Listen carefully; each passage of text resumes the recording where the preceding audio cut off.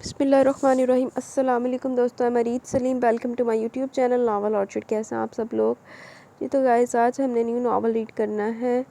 तो उससे पहले अगर आपने मेरे चैनल नावल ऑर्चिड को सब्सक्राइब नहीं किया तो सब्सक्राइब कर लें और साथ में बेल आइकन भी प्रेस कर लें ताकि आने वाली वीडियो आपको मिलती रहे। और तबीयत मेरी भी वैसी ही है, तबीयत नहीं सही हो रही यार। बस दुआ में ज़्यादा याद रखें कि तबीयत सेट हो जाए। अल्लाह नज़र पहले नावल पढ़ते हैं, दैन कमेंट सेशन की तरफ चलेंगे, ठीक है? वीडियो को लाइक शेयर और कमेंट करना मत भूलें। अल्लाह नज़र बद से बचाए ड्रामे अपने पाकिस्तान के क्या मंजर कशी है, क्या एक्टिंग और क्या ज़ोरदार जानदार कहानियाँ, किस किस चीज़ की तारीफ़ की जाए। और वो इंडिया के ड्रामे आ जाती थी मनो मेकअप थोप कर साजिशें करने, तेज़ तेज़ बजते म्यूज़िक पर 10-10 मिनट्स का एक एक सीन। इन पर पाबंदी लगी। तुर्की के ड्रामे आ गए, डजन डजन चलती गोलियाँ, एक दूसरे का पीछा करते। लोग आपको पूछे कि तुम्हारे मुल्क में कोई शरीफ बंदा भी रहता है कि नहीं। लड़के लड़कियाँ जितने सारे एक दूसरे से इश्क करने में मसरूफ़ या दूसरों को गोलियां मारने में हल्कान। तो पूछो अल्लाह के बंदो, फिर पुलिस किस लिए रखी हुई है जब शहरी खुद ही कानून हाथ में लिए फिर रहे हैं। और जितने ही अपनी पुलिस को दौड़ाए फिरते हैं, इनकी पुलिस का ही हौसला है तौबा। और फिर शराब तो ऐसी खुल्लम खुल्ला पी जाती होती है कि क्या पानी पिया जाता होगा। अस्तगफिरुल्लाह कहने को मुसलमान मुल्क के बशिंदे हैं। दादी ने सबका शजरा खनगाला था। ओए होए, दादी ने तुम कोई नहीं बच सकता। तो दादी वो सिर्फ नाम का मुसलमान मुल्क है, वरना तो वो स्कॉलर कहलवाते हैं और ख़ुद को यूरोप का हिस्सा समझते हैं, सेकुलर। शारमीन ने तस्दीक की। और दादी, अगर आपको इनके ड्रामे अच्छे नहीं लगते तो आप देखती क्यों? सबीन ने छेड़ा। वो छिड़ भी गई। अरे मैं तो लानत भेजूँ मगर उड़ती पड़ती नज़र पड़ी जाती है। ये उड़ती पड़ती नज़र है? वो सदमे से बेहाल हुई। हर चीज़ की इतनी बारीकी से तजिया निकाली किया आपने, और ये उड़ती पड़ती नज़र है? बस ये तो अल्लाह की शान है। मैं तायराना निगाह में बड़ी गहराई से सब जाँच लेती हूँ। इन्होंने फ़ाखराना नज़र सब पर दौड़ाई। दादी जी, अजीम गिरता पड़ता आया। एक लड़का है जी आपसे मिलने। क्या? दादी जी तो यूँ उछली कि तख्त से गिरते गिरते बची। मुझसे मिलने? लड़का है? इन्हें लगा कि इन्हें सुनने में मगालता हुआ। कौन है और मुझसे क्यों मिलना चाहता है? शारमीन, रामीन, सबीन और वानिया जो टेबल पर चाय की ट्रे रख रही थी अपनी अपनी जगह सकते में रह गई।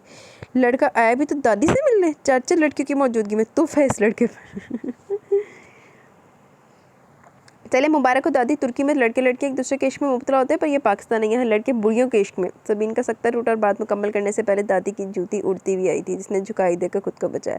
चलो बिठाओ इसे ड्राइंग रूम में, मैं आती हूँ। ड्रामे के दौरान तो किसी को बोलने की इजाज़त नहीं देती थी सिवाय अपने। खुद रवां तबसरा करती रहती कि जा किसी से मिलने के लिए ड्रामा अधूरा छोड़कर जाना। तो वह करहन उठी थी। ड्राइंग रूम में दाखिल हुई तो सामने बैठा नौजवान बस अदे एहतराम खड़ा हो गया। अस्सलाम वालेकुम। वालेकुम अस्सलाम। इन्होंने अमीक निगाहों से जायज़ा लिया। लड़का तो बड़ा ही खूबसूरत था, उम्दा ड्रेसिंग, लंबा कद, सेहतमंद जिस्म, खिलती हुई रंगत के साथ बड़े खूबसूरत नैन नक्श।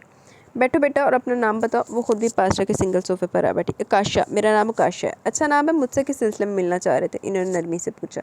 क्योंकि मुझे मालूम हुआ कि इस घर की बड़ी आप है तो एक ज़रूरी बात आपसे कहनी थी। वो रुका तो मुंतज़िर नज़रों से देखती रही। वो हल्का सा खनकारा। यहाँ इस घर में मेरी बहन रहती है, मैं इससे मिलना चाहता हूँ। तुम्हारी बहन और हमारे घर? दादी तो हक्का बक्का रह गई। इसे बगौर देखकर जैसे पहचानने की कोशिश कर रहे हो।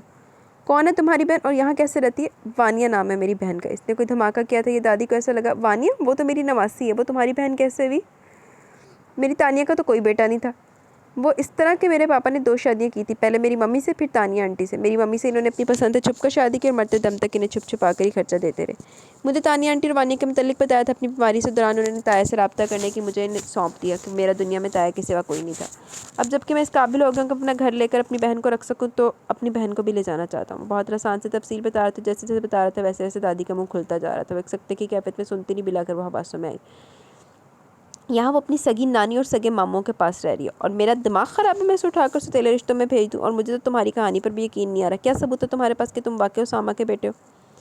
एक यही सदमा के कम था कि दामाद ने धोखे में रखा। इनकी तानिया के साथ इतनी बड़ी बेईमानी की, और इन्हें तो क्या तानिया तक को कभी शक भी ना हुआ। आकाशा ने 2 तस्वीरें इसके सामने की। ये देखें, पापा के साथ मेरी तस्वीरें।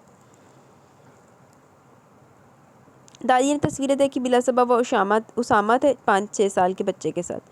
ये तो खैर कोई ऐसे सबूत नहीं कि जिनसे ये साबित होता कि तुम वाकई उसामा के बेटे हो, मगर फिर भी चलो मैं मान लेती, तो फिर भी मैं वानिया को हरगिज़ तुम्हारे साथ नहीं भेजने वाली। मैं ताई को साथ ले आऊँ? फिर भी नहीं। वो पहली बहुत मजलूम है, बिन माँ बाप की बच्ची, दूसरों का मुँह देख कर चलने वाली। यहाँ कम अज़ कम मैं मौजूद तो हूँ ना, इसकी सगी नानी। मैं क्यों इसे सौतेले रिश्तों के हवाले करूँ?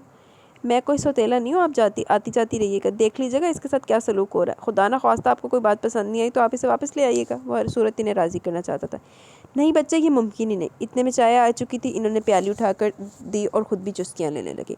अब वानिया को बुलवाए, मैं इससे मिल तो लूँ। हाँ ये कर सकती हूँ मैं, इसमें कोई हर्ज नहीं। इन्होंने अंदर आती रज़िया को वानिया को बुला लाने के लिए कहा। वो गई और साथ ही कुछ देर में वानिया अंदर आ गई। जी दादी। सबकी देखा देखी वो भी इन्हें दादी कहती थी। इन्होंने मुख्तसरन काशा का तारुफ करवाया। वानिया ने हैरत, बेयकीनी और खुशी के मिले जुले तासुरात के साथ इसे देखा। इसका भाई, वानिया का भाई, इसे अपनी आंखों पर यकीन ही नहीं आ रहा था। वो तो अपने तन्हा होने का गम मनाती रहती थी और इसका एक भाई भी इस दुनिया में मौजूद था। इसके होंठ कँपकँपाने लगे, आंखें पानी से भर आईं। आकाशा अपनी जगह से उठकर इसके पास आ गया। हेलो वानिया। इसने एक हाथ इसके सर पर रखा, दूसरा आगे बढ़ाया। वानिया ने अपना हाथ इसके हाथ में दे दिया। इसका तो दिल चाह रहा था अपने भाई से लिपट जाए, इसमें अपने बाप का अक्स तलाश करे, मगर एक झिझक आड़े आ रही थी। आकाशा ने दूसरे हाथ से इसका हाथ थपथपाया और इसे अपने पास बिठाकर छोटे छोटे सवाल करता रहा। वो जवाब देती रही। इसने जेब से वॉलेट निकालकर 5-5 हज़ार वाले नोट, जो शायद 6 थे, इसके हाथ पर रखे। 30,000 रुपये दे देता, माँ सदके चली जाए।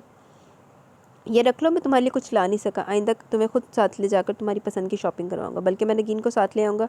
हमारे चाचू की बेटी है, बड़ी नटखट सी है, तुम इसके साथ बहुत इंजॉय करोगी। वो मुस्कुराते हुए बता रहा था। अच्छा अब मैं चलता हूँ, फिर आऊँगा अगर आपकी इजाज़त हो तो।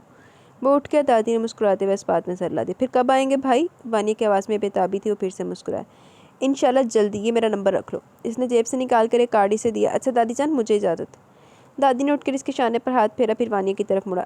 अल्लाह हाफिज़ मेरी गुड़िया। इस पर इसका सर अपने शाने से लगाकर दूसरे हाथ से थपकर मुस्कुराता हुआ चला गया। इन दोनों को हैरत तो खुशी बेयकीनी के दरिया में गोते खाता छोड़कर। अच्छा जी, छुटेला पर अड्डा चंगा। कहाँ थे तुम? कितनी देर हो चुकी है तुम्हें ऑफिस से निकले हुए? कितने फ़ोन, कितने टेक्स्ट किए मैंने, किसी का भी रिप्लाई नहीं। मुझे बताओ तुम कहाँ थे? घर पहुँचते इस कटखनी बिल्ली से टकरा हुआ। वो आस्तीन चढ़ाए, दोनों हाथ कमर पर रखे से इससे तफ्तीश कर रही थी। था एक ज़रूरी काम, इसी मसरूफ़ियत में पता नहीं चला कि क्या टाइम हो गया। वो इसे टाल कर आगे बढ़ गया, बढ़ने लगा, मगर वो बढ़ने देती तब ना। इतना ज़रूरी काम कि मेरे टेक्स्ट, मेरी कॉल, सब इसके आगे गैर ज़रूरी हो गए। इसकी आवाज़ में तो इतनी नमी ने आकाशा को ठुटका दिया। अरे ऐसा कुछ भी नहीं है यार, मैंने फ़ोन साइलेंट पर लगाया हुआ था, इसलिए बता नहीं पाया, पता नहीं चल पाया। सुकून से बैठने दोगे तो ही तफसील बताऊंगा ना। वो नाराज़ी से देखती मुड़कर अपने कमरे में चली गई। वो तेज़ी से सीढ़ियाँ चढ़कर अपने कमरे में आ गया। फ्रेश होकर नीचे आता, वो लाउंज में टीवी के आगे बैठी थी। टेबल पर पुरतकल्लुफ़ चाय के सारे लवाजमात मौजूद थे। आकाशा के होंठों पर बेख्तियार मुस्कुराहट फैल गई। मम्मी कहाँ है? सामने वालों के यहाँ गई है। आवाज़ में नाराज़गी नुमाया थी। आकाशा मुस्कुराता हुआ इसके करीब मौजूद दूसरे सोफ़े पर आ बैठा। वैसे तो मैं चाय पी चुका हूँ, मगर अब तुमने ये जहमत कर लिया तो लाओ दे दो। नगीन तो इसी पोजीशन में बैठी रहेगी। नगीन को अपने कानों पर यकीन नहीं आ रहा था। वो क्या कह रहा था? वो यकटकी से देख रही थी कि इसने थोड़ा करीब होकर इसके मुंह की तरफ फूंक मारी। वो छटके से पीछे हुई। कौन है वो? वानिया। एक लफ्ज़ी जवाब। नगीन एकदम ढीली होगी। ओह, सारे तनाव का खात्मा हो गया। तो मिल ही गई। हाँ मिल गई, शुक्र है, बहुत प्यारी हो गई माशाल्लाह से। वो चाय पीते हुए तफसील से सब बताने लगा। की चक्कर है नगीन दा ते आकाशा दा? वानिया ने होश संभालते खुद को नानी और मामू के पास ही पाया। 2 मामू मामियाँ और इनके साथ बच्चे, 4 बड़े मामू के और 3 छोटे मामू के। कुछ अर्सा तो इसके साथ मामू का सलूक बेहतर रहा, फिर वही रवायती कहानी दोहराई जाने लगी। शायद कहानियाँ बनती दोहराई जाने के लिए होती हैं, या बाक़ियात की यकसानियत नई कहानी बना देती है। दादी रोहाना बेगम जहाँ तक होता है इसकी पुष्टपनाही करती, मगर कब तक, कहाँ तक? मामियाँ इसे अपने कामों के लिए दौड़ाए रखती और इनके बच्चे अपने कामों के लिए। बड़े मामू सईद अहमद के 4 बच्चे थे, वलीद, मोइद, शामीन और रामीन। छोटे मामू जहाद अहमद के 3 बच्चे, असद, आहद और सबीन। ये तीनों लड़कियां बराए नाम ही किसी काम को हाथ लगाती। माँ की मदद के लिए काम वालियाँ आती थी, और फिर वानिया तो थी ही है ना, हर काम के लिए इसकी पुकार पड़ती थी। वलीद, मोइद और असद जॉब करते थे और आहद भी अभी पढ़ रहा था। शामीन और सबीन मास्टर कर रही थी, जबकि रामीन डॉक्टर बन रही थी। एक वानिया थी जिसने बहुत मुश्किल ग्रेजुएशन किया था। आकर घर के कामों के लिए भी तो किसी को होना चाहिए ना, और वानिया ने कौन सा पढ़ लिख कर कोई गवर्नर लग जाना था। लाख लानत दाने दोहरे में यार थे। फिर चली जावे भरा देना। काशी इधर आओ, मेरे पास बैठो, मुझे बताओ ये जो ड्रामा तुम करे उसका क्या अंजाम होगा?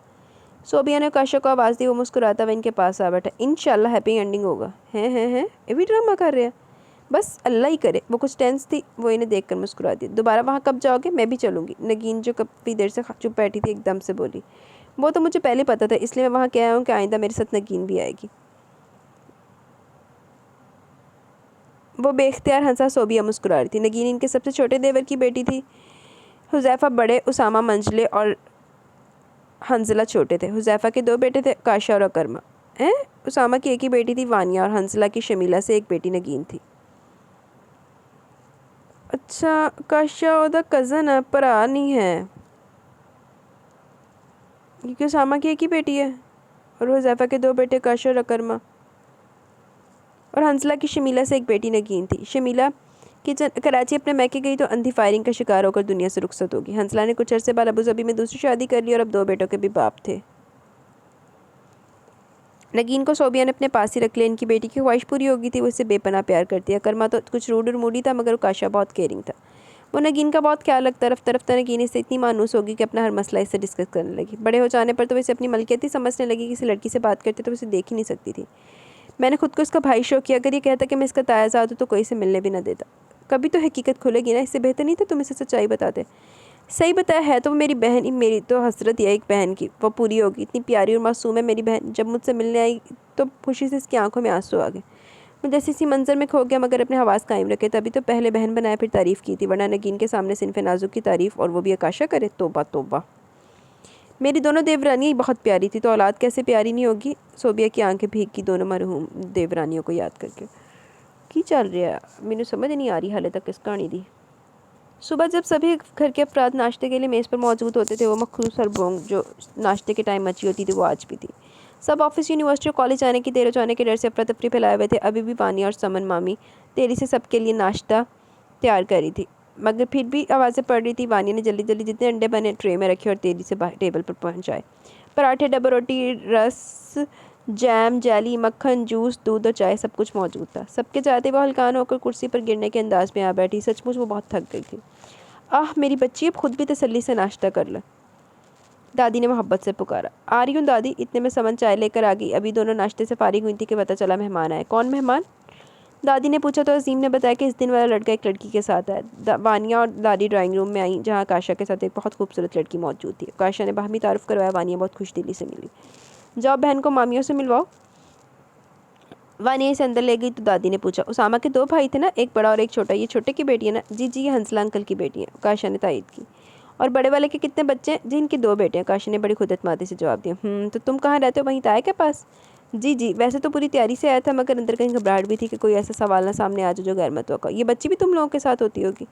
जी हाँ, चाचू तो बाहर होते हैं, आंटी की डेथ होगी तो हमारे पास ही होती है ये। अच्छा, तो इस तरह से लड़के माशाल्लाह 3 होते हैं तुम्हारे घर में? दादी ने पुरसोच लहजे में कहा। 3? वो चक्कर है, 1 तुम, 2 तुम्हारे ताया के लड़के, तो 3 हुए ना? जी जी बिल्कुल, वो बुरी तरह सटपटाया। तू बोला झूठ। तो तुम्हारी ताई को चाहिए कि खुदा खौफी के लिए इस बच्ची को अपने किसी बेटे के लिए ले ले। मैं तो सच्ची बात है भाई, इस बात की कायल हूँ कि जिस घर में लड़के लड़की का जोड़ बनता, अल्लाह का नाम लेकर बना देना चाहिए। जी आप बिल्कुल ठीक कह रही हैं, इसने दिलो जान से तायद की। वो इसे कितनी देर बाहर के रिश्तों में होने वाले घपलों से आगाह करती रही, और साथ ही अफसोस भी कि आजकल की औलाद घर की बजाय बाहर मुँह मारना पसंद करती है। वैसे तो तुम्हारे साथ बहुत अच्छी लग रही थी। इन्होंने अचानक ट्रैक चेंज किया। वो चौंक गया। कौन? यही बच्ची नगीन जो तुम्हारे साथ आई है। वो झैम गया। वो मुस्कुरा दी। मैं वानिया को अपने साथ ले जाना चाहता हूँ, अगर आपकी इजाज़त हो तो। मैंने अपने बेटों से बात की थी, इन्होंने कहा था कि अगर आइंदा काश आए तो इन्हें बुलवा लूँ। वो तुमसे मिलना चाहते हैं। अब अगर तुम कुछ देर और बैठ जाओ तो मैं इन्हें बुलवा लेती हूँ। जी ज़रूर। दादी ने सईद और ज़ाहद को फ़ोन किया और थोड़ी देर में वो दोनों ही आ गए। नगीन अंदर मामियों के पास थी और आकाशा मामू और दादी के पास। वानिया को बहुत अजीब लग रहा था किसी और के घर जाना, मगर चूँकि दादी भी साथ आई थी तो तसल्ली थी। बड़ा खूबसूरत घर था। बैरूनी गेट से लेकर इंटीरियर तक आकाशा ने बिठाकर सोबिया को बुला लाया। अस्सलाम वालेकुम रूही आंटी, कैसी हैं आप? वो बड़े एहतराम से इनसे मिलने के लिए आगे आई थी। दादी ने चौंक कर इन्हें देखा। देखी भारी सी शक्ल। तुम तो तानी की जेठानी, क्या नाम था? इन्होंने जहन पर जोर डाला। जी सोबिया, सोबिया हुज़ैफ़ा नाम है मेरा। हाँ सोबिया, तुम तो आकाशा की ताई हो? हैं जी। वो गड़बड़ाई और आकाशा की जानिब देखा। वो आगे बढ़ा। जी जी, मेरी भी ताई हैं ये। अच्छा अच्छा। अब वो तसल्ली से गले मिली और वानिया से गले मिलते हुए तो सोबिया ने कितनी देरी से गले लगाए रखा। बनी बनाई तानी है। हाँ बिल्कुल। और तुम सुनाओ, तुम्हारे कितने बच्चे हैं? जी मेरे तो बस 2 बेटे ही हैं। माशाल्लाह। कहाँ हैं वो? मिलवाओ इनसे भी। निगी तुम वानिया को अपने कमरे में ले जाओ, मैं आंटी से गपशप कर लूँ, तुम दोनों भी इंजॉय करो। आओ। नगी ने से अपने साथ लिए कॉरिडोर में आगे बढ़ी थी कि एक नौजवान अंदर आया। निगी मुझे चाय भिजवा देना। अच्छा, और हाँ इनसे मिलो, ये वानिया है, उसामा अंकल की बेटी, और वानिया ये अकरमा है, हुज़ैफ़ा अंकल का बेटा। नगीन ने तारुफ करवाया तो वानिया ने इसकी तरफ देखा। वो भी ठिठक गया। अस्सलाम वालेकुम। वो हल्का सा मुस्कुराई। वानिया दा हीरो तो नहीं आया? वालेकुम अस्सलाम, बहुत आहिस्ती से कहकर मुड़ गया था। कैसा लगा तुम्हें अकरमा? नगीन ने बहुत इश्तियाक से पूछा। अच्छे हैं। वो और क्या कहती, इतना खूबसूरत लड़का, आकाशा की तरह खड़े खड़े नकूश, मगर आंखें आकाशा से ज़्यादा खूबसूरत और गहरी। कुछ ही लम्हों के लिए इसकी तरफ देखा, मगर अंदर की दुनिया में तहलका मचा दी। तो वानिया का सेल्फ कंट्रोल था कि इसके अंदर कितनी गड़बड़ हुई, इसने ऊपर से कुछ जाहिर नहीं होने दिया। माँ सदके जाए, आही फिर वानिया दा हीरो जे फिर। ये बड़े हैं छोटे? इसने पूछा। नगीन जवाब देने के बजाय मुँह में कुछ बड़बड़ाई। वानिया ने हैरत से देखा। इसे हैरान देखकर वो हंस पड़ी। आओ यार मेरे कमरे में चलते हैं। इन्होंने ना सिर्फ रिफ्रेशमेंट पर बल्कि खाने पर भी बहुत एहतमाम किया था। शाम को दादी चलने को तैयार हुई तो नगीन और सोबिया ने दादी को बहुत मजबूर कर दिया कि वानी को 2-3 दिन इनके पास रहने की इजाज़त दे दें। दादी भी चूँकि मुतमिन हो चुकी थी, सो इसे वहाँ छोड़कर खुद असद के साथ वापस चली आई। नगीन और वानिया की खूब गपशप चलती रही, बल्कि नगीन ही ज़्यादा बोलती रही। वो तो किसी बात में भी हिस्सा लेती रही, क्योंकि इसकी मालूमात नगीन जितनी बिल्कुल नहीं थी। नगीन ने मूवी लगाई, इस दौरान मुख्तलिफ किस्म का खाना पीना भी चलता रहा। काशा आया तो वो और सोबिया भी लाउंज में बैठकर वानिया से खूब बातें वगैरह करते रहे। रात गए थे, सब जागते रहे। सुबह अज़ानों की आवाज़ पर वो उठ गई थी। नमाज पढ़कर वो बाहर लॉन में चली है। चहलकदमी करते फूलों के पास आके इन पर हाथ फेरते गुलाब पर आकर हाथ ठहर गया। बेख्तियारी से तोड़कर वो लॉन चेयर्स में से एक पर आ बैठी। उफ़, सुबह का सुहाना समा, ठंडी ठंडी बादें नसीम और गुलाब की खुशबू। इसने आंखें बंद करके फूल को नाक के करीब लाकर इसकी मुअत्तर महक अपने अंदर उतारी और इस खूबसूरत एहसास को पूरी तरह महसूस करने लगी। जॉगिंग करता करमा अंदर आते इस पर नज़र पड़ते ठिठक गया। बेहद सफ़ेद शफाफ रंगत, भूरे बाल, चेहरे के अतराफ लिपटी हुई लटे, छोटी सी सितवा नाक, खूबसूरत कटाव वाले सुर्ख चेरी जैसे होंठ और बेहद घनी स्याह पलकों वाली आंखें बंद किए वो अप्सरा गुलाबी लिबास में इस रोशन होती सुबह को कुछ और खूबसूरत बनाती, किसी को भी हवासों से बेगाना कर सकती थी। माँ सदके जाए, मुंडा भी गया जे। गुलाब के फूल को फिर से नाक तक लाकर सूंघा और गहरी सांस लेते हुए आंखें खोल दी। इससे पहले वो इसे देख पाती वो तेरी से अंदर चला गया। वानिया ने आंखें खोलते इसकी पुश्त देखी तो हड़बड़ाकर उठ गई। इसे चाय की तलब हो रही थी। चाय बनाने के लिए किचन में आई तो आबद खान सामा को देखकर रुकी। इसकी मौजूदगी में अंदर जाना मुनासिब नहीं लगा। कुछ चाहिए बीबी? इसने इस्तफसार किया। जी, चाय का एक कप। आप कैसी चाय पीना पसंद करती हैं? वानिया ने इसे बताया खुद टीवी लाउंज में आ गई। जितनी देर में वो टीवी लाउंज ऑन करके बैठी, आबिद इसके लिए चाय और मक्खन लगे स्लाइस ले आए। वाह वानिया बीबी वाह, क्या ऐश है। आप आज भी बेगम साहबा बनकर ठाठ से नाश्ता करो। वो खुद से मुखातिब नाश्ते में मगन होगी। कितना मज़ा आ रहा था यूँ बेफिक्री से नाश्ता करते, टीवी देखते। वाह। गुड मॉर्निंग सिस। वानिया ने चौंक कर सीढ़ियों की तरफ देखा। काशा मुस्कुराते हुए इसे विश करता हुआ नीचे आ रहा था। वह एहतरामन खड़ी हो गई। गुड मॉर्निंग भाई। वो प्यार से इसके सर पर चप्पत लगाता डाइनिंग की तरफ चला गया। वो बैठने लगी थी कि इसकी नज़र सीढ़ियाँ उतरते करमा पर पड़ी। नहा धोकर पिस्तई कलर के सूट में मलबूस निखरा सुथरा खुशबुएं बिखेरता हुआ, एक हाथ में छोटा सा बैग और दूसरे हाथ में फ़ोन और चाबियाँ, बेनियादी से इसके करीब से गुजरकर डाइनिंग टेबल की तरफ चला गया। लाउंज के कोने में डाइनिंग टेबल सेट थी, वो वहीं बैठ गया और वानिया वो तो जैसे mesmerize खड़ी थी। क्या तिलिस्म पड़ गया था वो इस पर। वो गुमसुम खड़ी थी। काशा ने आवाज़ दी, वानिया आओ गुड़िया नाश्ता करो। मैंने कर लिया भाई, इसकी मरी मरी से आवाज़ निकली। अच्छा आओ ना, हमें ज्वाइन तो करो। इसके इसरार पर वो उठकर वहाँ आ गई। काशा ने मुस्कुराते हुए इसके लिए अपने बराबर वाली कुर्सी घसीटी। वो इधर उधर देखे बगैर बैठ गई। तो मेरी बहना सुबह सुबह उठ जाती है? जी। वो मुस्कुराई। वो शौरी कोशिश से सिर्फ काशा को देख रही थी। आप भी तो इतनी सुबह उठ के? मैं कहाँ उठा, इस हलाकू ने जगाया मुझे। खुद तो नमाज़ पढ़कर जॉगिंग के लिए चला जाता और आकर तैयार भी हो जाता। मुझे भी तैयार होना है। तैयब कहाँ है? 2 दिन के लिए इस्लामाबाद गए हुए, आज आ जाएंगे। काशा ने बातों के दौरान उबला बंडा इसकी तरफ बढ़ा। खाओ। इसने मजबूरन प्लेट अपनी तरफ खिसकाई। निगी और मामा तो काफ़ी देर से उठेंगी, तुम बोर ना हो जाओ इसलिए कोशिश करो कि तुम भी सो जाओ। आप आंटी को मामा कहते हैं? वो सिट पटाया। हाँ, वो आदत ही हो गई है। कहने के साथ ही उठ भी गया। मैं चेंज करके आता हूँ। वो ऊपर चला गया। वानिया ने कनखियों से हलाकू खान को देखा। वैसे हलाकू खान वड्डा के वो की ना सी काशा। वो बेनियारी से नाश्ते में मगन था। जूस, सैंडविचेस और उबले अंडे। साथ साथ अपने फ़ोन पर अंगूठे से ऊपर नीचे स्क्रॉल करते हुए कुछ देख रहा था। वो भी बहुत मुश्किल अंडे को हलक से उतारने लगी। उठना भी गैर खिलाकी से लग रहा था। इतने में काशा भी ब्लू सूट में नीचे आ गया। अच्छा गुड़िया, अब इंशाल्लाह शाम में मिलेंगे। Goodbye. वो मुस्कुराई तो जैसे कलियाँ चिटक गईं। चटती सी नज़र पड़ी थी करमा की, मगर इसे पलटाना बड़ा मुश्किल साबित हुआ। ऐन इसी लम्हे वानिया ने भी इसे देखा और इसे अपनी तरफ देखते पाकर दिल की धड़कनें उथल पुथल हो गई। हर चंद के करमा ने फ़ौरन नज़र फेर ली, मगर वानिया घबरा गई। दोनों की नज़र काशा की तरफ नहीं गई, जिसके होंठों पर एक शरीर मुस्कुराहट फैली हुई थी। अल्लाह, उन्हें पता लग गया कि इतने मेरे भरा दा नैन मटक्का चल रहे। नगीन इसे खूब घुमाने फिराने के बाद शॉपिंग के लिए लाई थी। इसके मना करने के बावजूद भी कई सूट, जूते, हैंड बैग्स और ज्वेलरी दिलवाई। अब फूड कोर्ट में बैठी रोना रो रही थी। यार तुम्हें तो कितना मज़ा आता होगा ना इतने कज़न्स में रहते हुए। एक मैं हूँ, सारा दिन या तो आंटी होती हैं या मैं। यूनी की भी छुट्टियाँ चल रही हैं, ये दोनों भाई ऑफिस चले जाते हैं। अब बंदा कितना टीवी देखे या फेसबुक एंजॉय करे। हाँ ये तो है। वो इतना कहकर खामोश होगी। शाम को हुज़ैफा आगे कितनी देर वानिया को सीने से लगाए रखा है। इनकी आंखों में नमी थी। मेरी बेटी, मेरी गुड़िया। वो इनके सीने से लगी इनकी खुशबू में उसामा की खुशबू को महसूस करती रही। इसे बिल्कुल नहीं लगा वो इन्हें पहली बार देख रही है, पहली बार मिल रही है। वो इसे लिए सोफे पर आ बैठे। आप मुझसे पहले क्यों नहीं मिलने आए? इसने शिकवा किया। पहले हम यहाँ नहीं थे, अबू ज़बी में थे। फिर मैंने सेट होने के बाद यहाँ आकर सेट होकर तुमसे मिलने की कोशिश की तो तुम्हारे मामू का रवैया बहुत सर्द था। इन्होंने मुझे कोई सही रिस्पांस नहीं दिया। इन्होंने ना तुम्हें मुझसे मिलवाया, ना तुम्हें मेरे मुतल्लिक कुछ बताया। मगर मैं अपने खून को कैसे छोड़ देता? मेरे भाई की इकलौती निशानी हो तुम। नहीं, एक तो नहीं, काशा भाई भी तो है ना। काशा? क्या है वो काशा? इन्हें समझ में नहीं आया। वानिया ने हैरत से इन्हें देखा। मेरे भाई है ना वो, मेरे पापा के बेटे, पापा ने 2 शादियाँ की थी ना, आपको नहीं पता? ये क्या बकवास है, किसने ये मजाक किया? वो इससे ज़्यादा हैरान थे, वो हक्का बक्का रह गई। बकवास, मजाक? तुम्हें किसने बताया कि काशा उसामा का बेटा? अब शायद इन्हें कुछ महसूस हुआ। खुद काशा भाई ने कि इन्होंने कहा कि वो मेरे सौतेले भाई हैं, इनकी मामा मेरे पापा की पहली बीवी हैं। ला हौला वला कुव्वत, वह बड़बड़ा कर रह गई। इसे झूठ बोलने की क्या ज़रूरत थी, बहुत शरीर हो गया ये। तो मेरे भाई नहीं है? सदमे से इसकी आवाज़ ही बैठ गई। क्यों नहीं है? बिल्कुल है, मगर इस तरह नहीं जैसे इसने बताया। काशा और अकरमा दोनों मेरे बेटे हैं। आपके बेटे? इसे चक्कर आने लगे। यानी वो दोनों सगे भाई हैं? और मेरे कज़न सोबिया, इन्होंने ज़ोर से आवाज़ दी। जी ये चाय ला रही थी आपके लिए, वो ट्राली धकेलती हुई आई थी। चलो जी काशा साहब, तेरा तो पांडा फाश हो गया। ये काशा क्या कह कर लाया इसे? इन्होंने कड़ी नज़र सोबिया पर डाली। इसी से पूछेगा, मैं क्या कह सकती हूँ? वो तो इनसे ज़्यादा खफा थी, पता नहीं ये ड्रामे करने का क्या शौक हुआ इसको।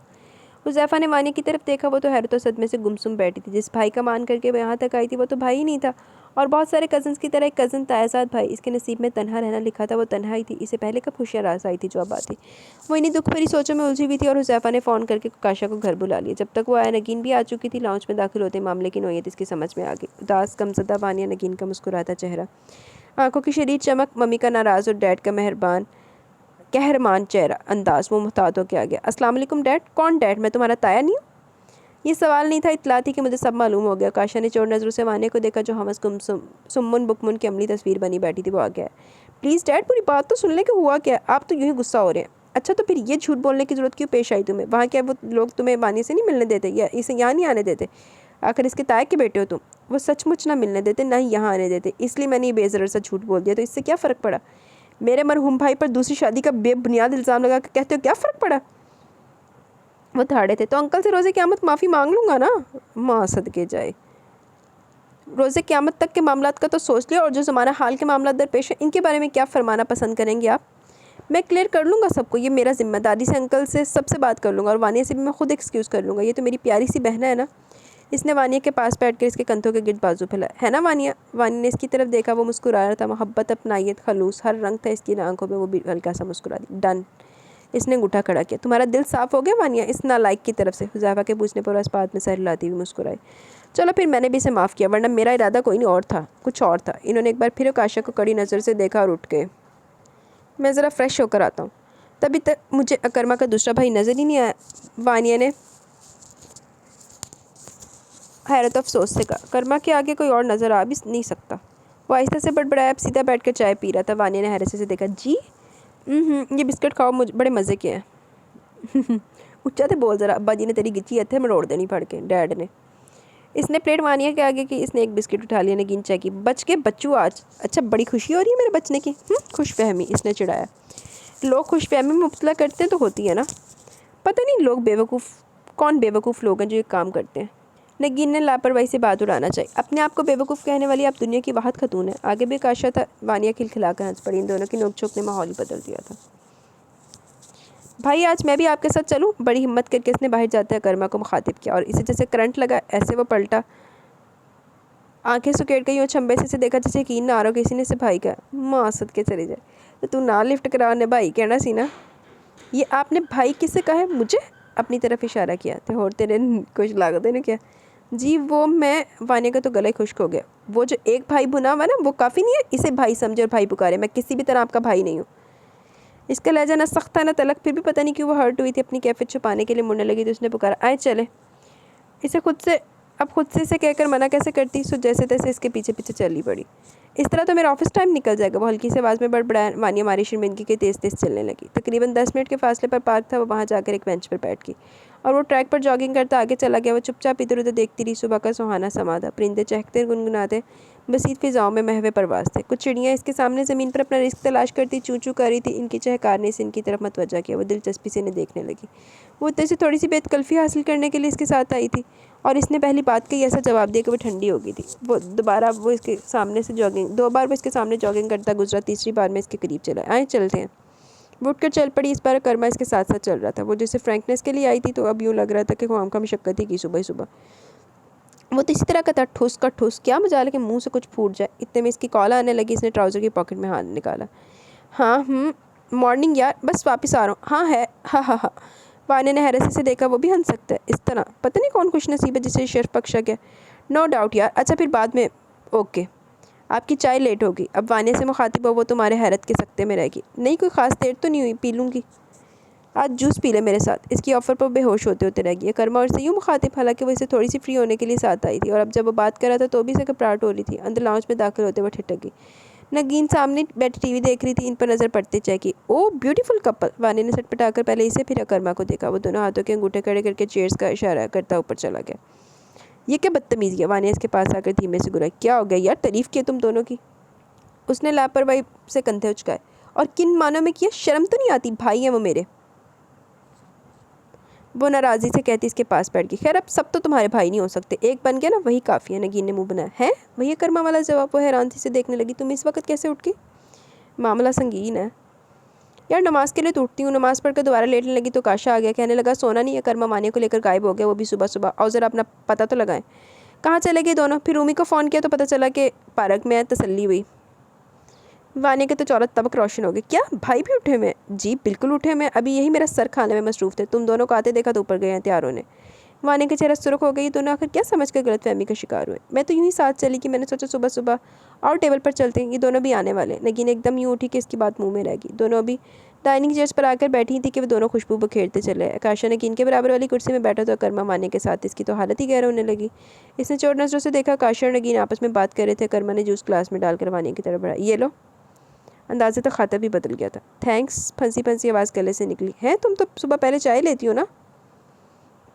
आकाशा ने हैरत से देखा। मैंने कहा आज मेरे साथ जूस पिए। कर्मा आराम से जवाब देकर खुद नाश्ते में मसरूफ़ हो गया। वानिया के लिए घूंट लेना मुश्किल हो गया। ये क्या सिर्फ देखने के लिए लिया? कर्मा ने इसकी तरफ कदरे नाराज़ी से देखा। वो ग्लास उठाकर छोटे छोटे सिप लेने लगी।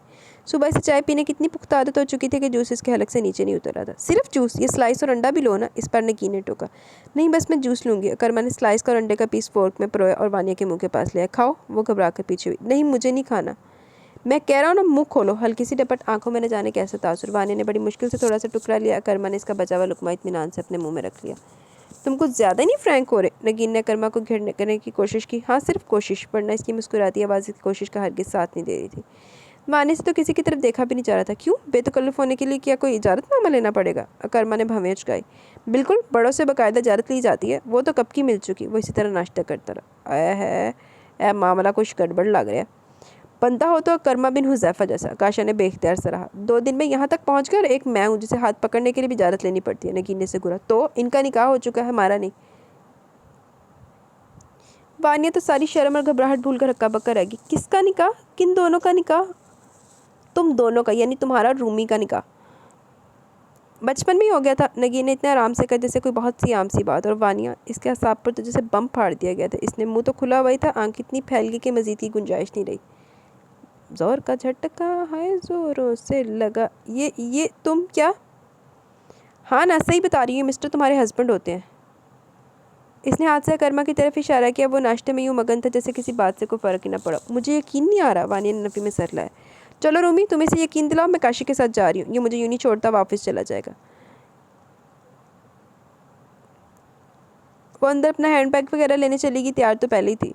वो दोनों चले गए और वो इसी बेयकीनी में मुब्तला बैठी थी कि कर्मा कुर्सी खिसका कर खड़ा हो गया। आओ। कहाँ? वो चौंक कर खड़ी होगी। ऊपर मेरे कमरे में। वो बगौर से देख रहा था। क्यों? वो बिदक कर पीछे हुई। बड़ी मुश्किल से कर्मा ने अपनी बेसाख्ता मुस्कुराहट का गला घोंटा था। कुछ ज़रूरी बातें करनी है। यही कर ले। यहाँ करने की नहीं है। मैं नहीं जाऊँगी। पानी की तो हालत ख़राब होगी।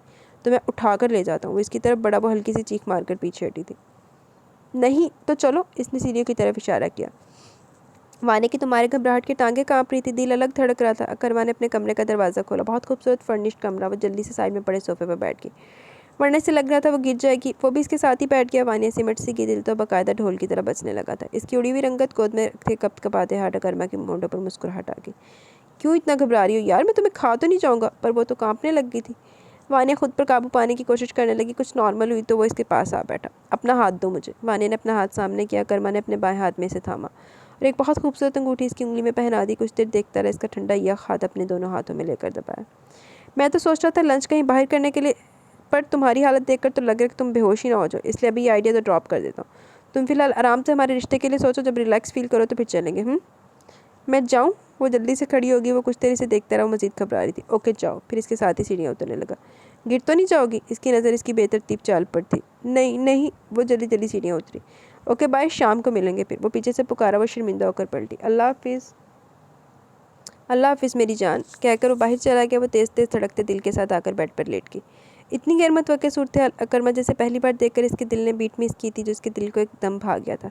जिसकी बेनियाज़ी इसके लिए बाइसे बेचैनी थी, वो इसे पहली नज़र में बहुत अच्छा लगा, मगर वो कुछ रूट सा लगता था। लेकिन इसने जब भी वानिया की तरफ देखा, इसकी आंखों में एक अजीब सा तासुर इसे नजर आया था। तो वो इसलिए कि वो इसके साथ एक इतने मजबूत बंधन में बंधी हुई थी। वो अनजान थी तो क्या वो तो अपने और इसके मबैन रिश्ते को जानता था ना। तभी तो भाई कहने पर इसे करंट लगा था। वानिया को सुबह का मंजर सोचकर हंसी आने लगी। आज का कर्मा का अपनाइत भरा रवैया इसे ख्वाब की तरह लग रहा था। इसने सरशारी से आंखें बंद कर ली। अगर ये ख्वाब था तो वो हमेशा के इसी ख्वाब में रहना चाहती थी। माँ सदके चली जा, बैठे बैठा एड्डा सोना मुंडा लभ गया उन्होंने, बचपन का नकाश उला, वो भी बचपन का शोहर। तुम्हारा वापसी का कब तक का इरादा है? जी दादी, बस आज शाम तक मैं भाई के साथ आ जाऊँगी। हाँ मेरी बच्ची, अब आ जाओ, मेरा दिल तुम्हारे लिए उदास हो रहा है। दादी की आवाज़ में मोहब्बत थी। जी जी दादी, आज आ रही हूँ मैं इंशाल्लाह।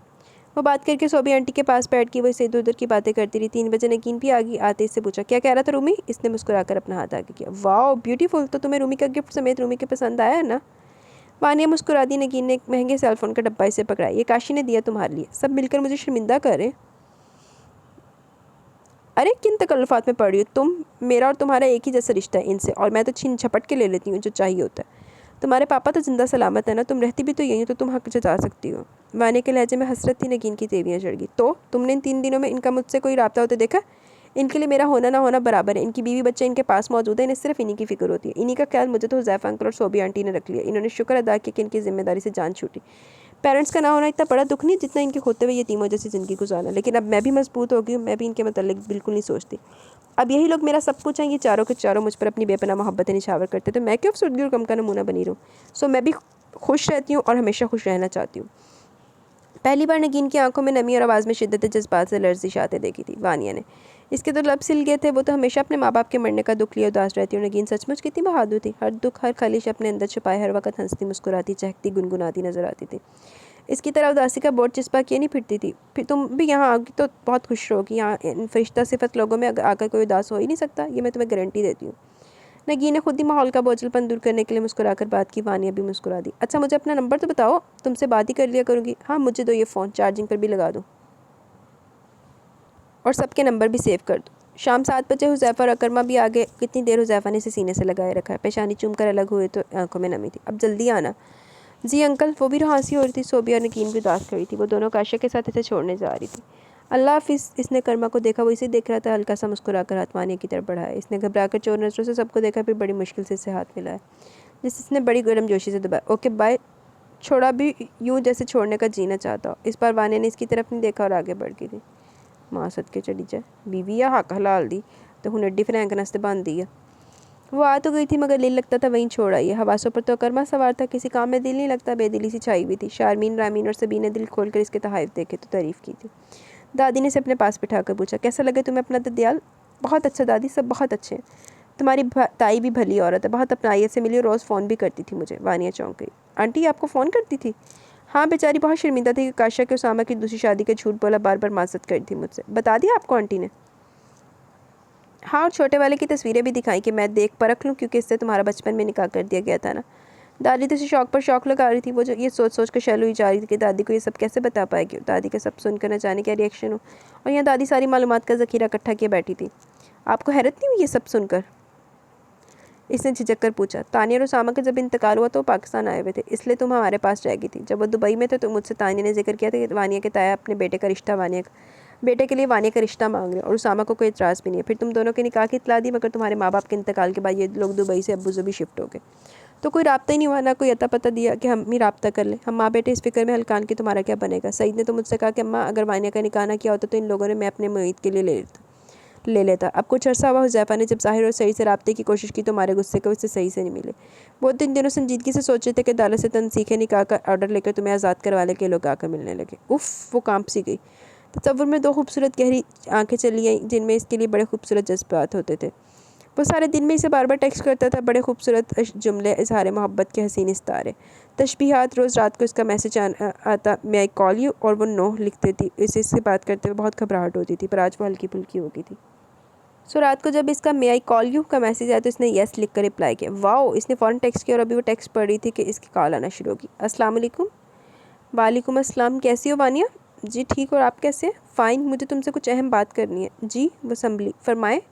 तुम्हें मैं कैसा लगा? अब क्या फ़ायदा पूछने का? इससे भी शरारत सूझी। नहीं, बहुत फ़ायदे। अगर मैं तुम्हें अच्छा नहीं लगा तो कोई नहीं, मेरे साथ रहने पर मजबूर नहीं करेगा। वो संजीदा हो गया। नहीं, ऐसी बात तो नहीं है। इसकी संजीदगी महसूस करके वो घबरा गई। फिर कैसी बात है? वो भी इतना ही संजीदा था। जी वो, इसे समझ नहीं आई कि वो क्या कहे। क्या वो, सिंपली बताओ कि मैं तुम्हें पसंद आया कि नहीं। जी अच्छे हैं, पर मुश्किल वो कह पाई। कौन अच्छे हैं? अब वो इसे सता रहा था। आप कहते इसने फ़ोन बंद कर दिया। फिर वो कॉल करता रहा, इसने नहीं उठाया। इसे डर था कि जिसने स्टार्ट ही ऐसा लिया वो आगे कैसी बातें करेगा। इस वक्त इसने एक नज़म भेजी, बल्कि चंद इशार थे। अगर ये कह दो बगैर मेरे नहीं गुजारा तो मैं तुम्हारा, या इस पर मबनी कोई तासुर, कोई इशारा तो मैं तुम्हारा। गरूर परवर अना का मालिक कुछ इस तरह के हैं नाम मेरे, मगर कसम से जो तुमने एक भी दफ़ा पुकारा तो मैं तुम्हारा। वानिया के लबों पर मुस्कुराहट फैलती कि बहुत ही हंसबेहाल शायरी थी। वो ऐसा ही तो था, नो डाउट, मगर कुड़ी ते दिलो जान ते फिदा होया है ना। वलीद और सबीन का रिश्ता तो कब से तय था। शामीन इनकी खाला के बेटे से मास नाम था इसका। शामीन का इनकी खाला के बेटे से माज नाम था इसका, और रामीन का असद से। अब वानिया का मामला भी क्लियर हो गया और हुज़ैफ़ा और सोबियन के पास आए थे शादी की इजाज़त लेने, यानी दिन तय करने के लिए। फिर उन्होंने काशा और नगीन की भी शादी रखनी थी। 4 शादियाँ, उफ़, एकदम हलचली मच गई। इसे तो इधर से भी घसीटा जा रहा था और इधर से नगीन आ जाती लेने के लिए। वो तो चकराई गई। बाबा खुद कर लो, मेरी भी शॉपिंग मुझसे नहीं हो रही, थक गई हूँ मैं। इसने रामीन के सामने हाथ बांधे। हम तो नहीं थकते ना, तुम ही नाजुक बीबी हो, हमसे अपनी नहीं होती, तुम्हारी कौन करे। इसने सफाचट जवाब दिया। यार तुम्हारा हस्बैंड तो कसम से बहुत ही ज़बरदस्त है, रियली हैंडसम। अकरमा मामू से मिलने के लिए आया तो इसे देख कर आने के बाद वो सब इस पर तबसरा करी थी। मुस्कुरा दी। फिर ये मुस्कुराहट इस वक्त उड़नछू होगी जब पता चला कि इसे इसके साथ ब्राइडल ड्रेस पसंद करने जाना है। मगर मैं कैसे? आज तो नगीन भी नहीं है, वो बेचारगी से बोली। मगर सुनता कौन? मर मर कर वो इसके साथ कार में बैठी थी। नगीन क्यों नहीं आई? इसी से पूछना, वैसे इसे अपने भी कई काम है। अब वो हर वक्त तुम्हारे लिए तो नहीं भाग दौड़ कर सकती। दिल ही जलकर खाक हो गया। वो नाराज़गी से खिड़की से बाहर देखने लगी। मैं जो हूँ हाजिर जानो दिल से, अकरमा ने कहते हुए इसका हाथ थामा। वानिया के होंठों पर बेख्तियार मुस्कुराहट ने छप दिखाई। सोबिया आंटी ने डिज़ाइनर से इसके और नगीन के एक ही जैसे ब्राइडल ड्रेसेस तैयार करने का कहा था। इसे सिर्फ कलर का इंतखाब करना था। तुम्हें हमारे निकाह का कुछ इल्म नहीं था, कुछ याद भी नहीं था? अकरमा इसे एक रेस्टोरेंट ले और अब खाने से इंसाफ करते हुए पूछ रहा था। इसने नफ़ी में सर लाया। मुझे तो सब याद है अच्छी तरह, और मम्मी भी ब्रेन वॉशिंग करती नहीं कि खबरदार किसी लड़की की तरफ नहीं देखना, तुम किसी की अमानत हो। वाने ने मुस्कुराहट छुपाने के लिए चावलों का चम्मच भर के मुँह में रखा। मैं तो इसी छोटी सी गुड़िया के इश्क में गिरफ्तार रहता कि फिर जिसे हुस्न और रुनाई के मुजस्मा बने देख लिया। और मानी के अंदाज में मुस्कुराया। वानिया का चेहरा सुर्ख हो गया। झूठ, कभी देखते तो थे नहीं। अकरमा का कहका बेसाख्ता था। ओह, तो ये शिकायत है मोहतरमा। नगीन और आकाशा ने तुम्हारी आमद से पहले मेरा नाटका बंद किया हुआ था कि वानिया आई और तुम्हारी तरफ से कोई ओछी हरकत हुई तो देखना। तुमने बिला वजह इसकी तरफ देखना भी नहीं है, फ्री भी नहीं होना। ये ना हो कि वो घबरा जाए, वरना मुझे तो अपनी बेगम को हर पल देखने का बहुत इश्तियाक था। पर इन दोनों की सख्त तरीन हिदायत। लेकिन मुझे क्या मालूम था कि तुम मेरे ना देखने पर नाराज़ हो जाओगी, तो मैं तुम्हें अपने कमरे में ही, बस बदतमीज़ी नहीं। इसने घबरा कर टोका। इसका क्या पता कि अभी और क्या क्या कह जाता। पहले ही इसकी हालत इंतहा से पतली हो रही थी। अकरमा की वालहाना निगाहें से डिस्टर्ब कर रही थी। बदतमीज़ी नहीं मोहतरमा, इसे इश्क कहते हैं। इसने रसान से तस्दीक की। और जिनके इंतज़ार में दीदा दिल पर शेरा किए बैठे थे, खुद पर ज़बत के बंधन बांध बांध कर थक गए। वो मोहतरमा हमें भी भाई कहने पर तुल गई। सारे रमानवी जज्बात का बेड़ा ही गर्क कर दिया तुमने इस सुबह। वैसे बहुत मज़ा आया था इस दिन। शादी के बाद भी यूँ ही सुबह सुबह मेरे साथ जॉगिंग पर चलोगी ना? वाने की शर्म से सुर्ख होते चेहरे के साथ सर झुका लिया। खुशियाँ इर्द गिर्द परियों की तरह रक्स कर रही थी। खुशियों की रंग बिरंगी तितलियाँ इर्द गिर्द उड़ती फिर रही थी। ऐसी बात तो भाई कहते एड्डी अग लगी सी। बीवी भाई कवे ओह जस्ट इमेजिन की शक्ल होएगी बंदे दी। तमाम उम्र इसी के ख्याल में गुजारी फराज, मेरे ख्याल जिसे उम्र भी नहीं आया। अकरमा ने इसे मुस्कुराते देख कर आप भरी और शेर दागा वो इस बार खिलखिलाकर हंस पड़ी। जी तो गाइस, ये खूबसूरत सा नावल अपने इख्तिताम को पहुंचा। कैसा लगा आपको नावल? अपनी राय का ज़रूर इज़हार कीजिएगा। इंशाल्लाह कल न्यू नावल के साथ मिलेंगे। पहले आपको इसका नाम बताते जाएं, फिर हम कमेंट सेशन की तरफ चलेंगे। जी तो नाम है नावल का एक एक लम्हा ज़िंदा हो बाय शबाना शौकत का ये नावल है। छोटा सा नावल, मुझे तो बड़ा पसंद आया। एक अद्धा वेडिंग सीन भी लिख देंगे तो कोई कबाहत नहीं सी, लेकिन नावल नो डाउट बहुत अच्छा था।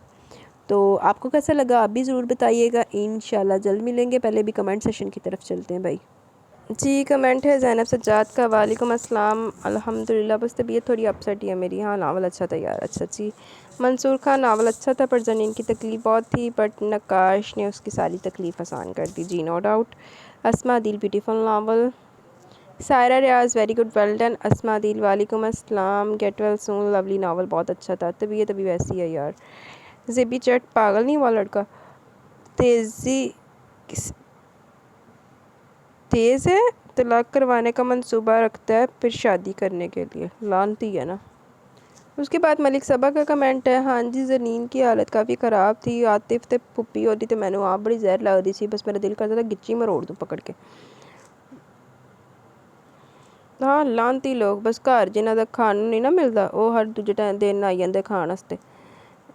हाँ वो वाला सीन वाकई अच्छा था कि जिसमें ज़नीन ने उसको वापस किया आतिफ को रिंग, बल्कि मुँह तो मारनी चाहिए थी रख के। डिज़र्व तो इससे भी ज़्यादा जुतियाँ डिज़र्व करता था। नक्काश का करैक्टर अच्छा था।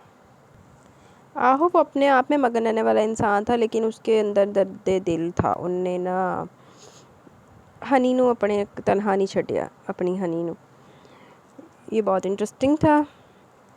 हाँ जी बस ऐसे ही है, दुनिया दिखावे नू आ गई सी ज़रनीन दी आतिफ दी माँ फुप्पी ज़रनीन दी लानती और दैन लगती है मुझे ऐसी औरतें ना। तो बाकी नकाश ने पेपर मैरिज वाल करके और फिर एक बारी तो उहदे पैरां थल्लों ज़मीन ही कढ़ दित्ती सी। और ज़रनीन के ख्वाब नो डाउट नकाश ने पूरे किए हैं।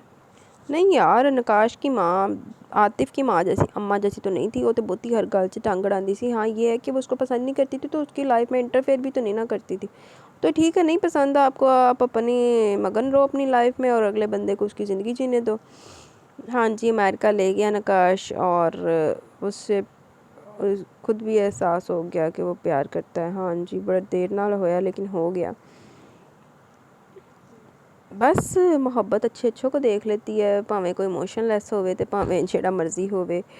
एंडिंग बहुत मज़े की थी। नावल ओवरऑल सारा ही बहुत इंटरेस्टिंग था। Thank you Aamir Khan, very very nice novel आपी, थैंक यू सो मच आपी, क्यूट नावल आपी, वेलकम। तामीर खान वालेकुम अस्सलाम, अल्हम्दुलिल्लाह। तबीयत बस ऐसी है यार, तबीयत नहीं भी ठीक हो रही।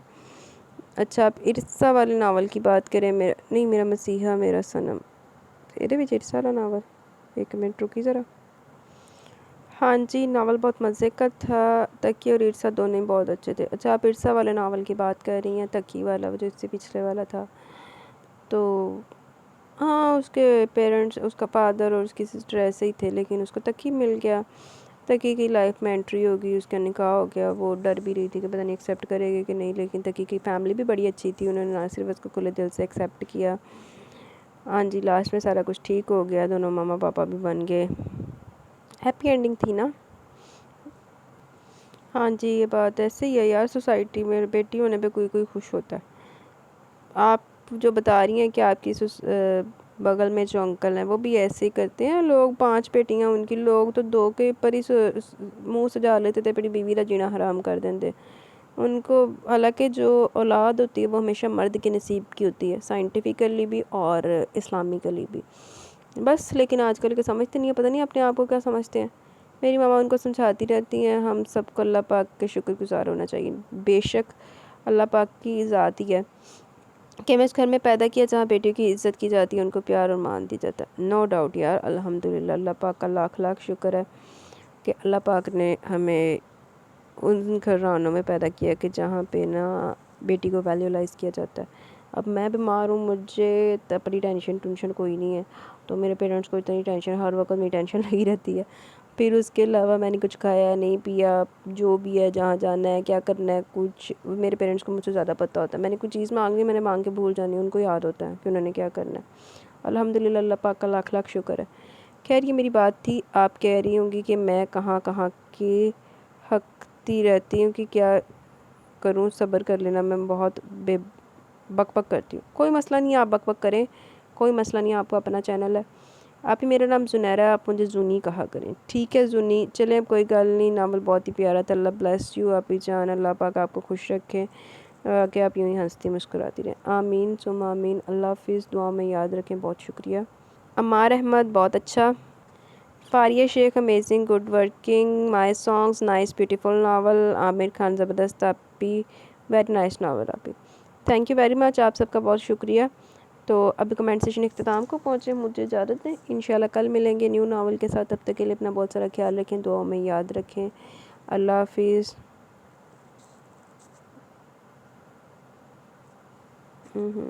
हो जा।